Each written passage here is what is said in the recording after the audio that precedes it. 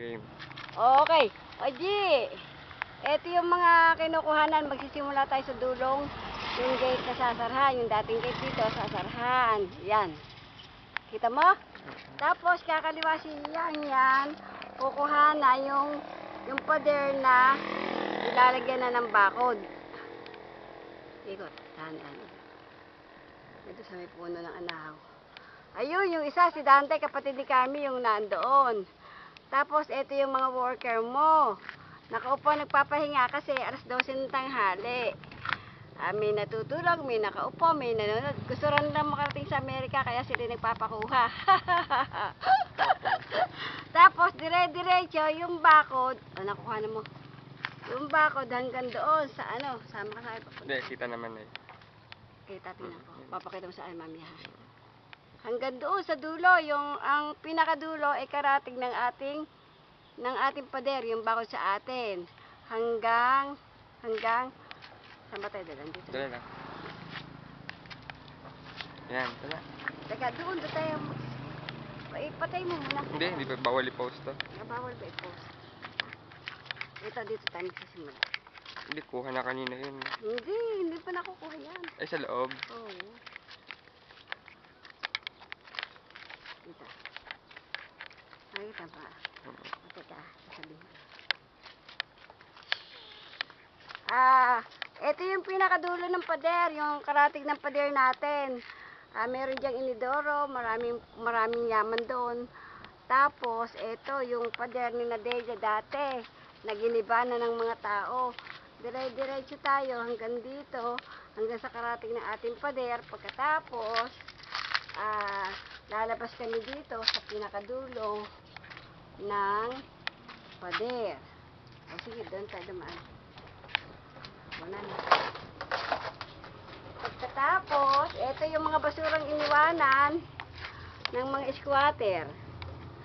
Hindi nila nililinis.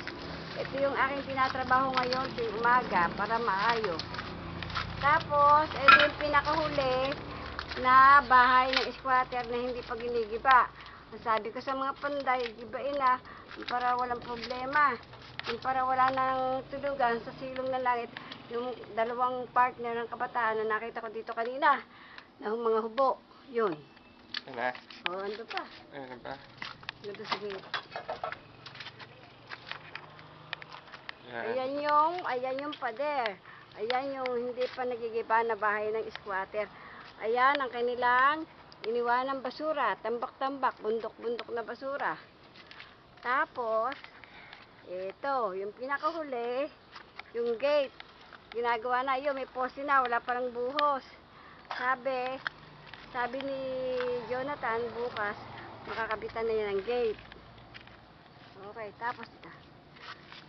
Ayun naman yung nawas ko, yung tubig na binili ko, para sila ay hindi mahirapan na mag-igib ng tubig na gagamitin sa paghahalo ng simento.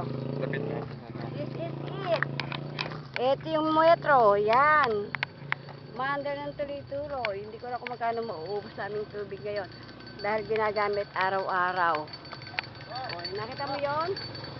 Yan yung pader na, yan yung gate na pagkakabitan. Yung pinto, yan ang poste. Tapos, yan na. Okay na? Tignan mo na, hanggang sa makalabas ulit tayo. Tapos, ito yung mga bundok-bundok. Ayan, nakita mo yan? Yung umaga, lagi ko yung naayos para mabawas-bawasan ng basura. Ito pa yung natitira na, bato. Hindi pa kasi tapos yung yung pagpapader sa likod. Mga mga 2 patong pa. Ayun, tinan mo, nakikita mo, hindi pantay-pantay. Ayusin yan, tapos, yung itaas niya, lalagyan ng angular na pagkakapitan ng barbed wire. Para matibay. Bubuhusan pa yan pala para walang kaba-kaba, antibay. Lahat ng pader, ganun ang gagawin. Lalagyan ng buhos pagkatapos ng katapusang kamada ng bato. Buhos naman yung biga, kung tawagin, OG. Yun.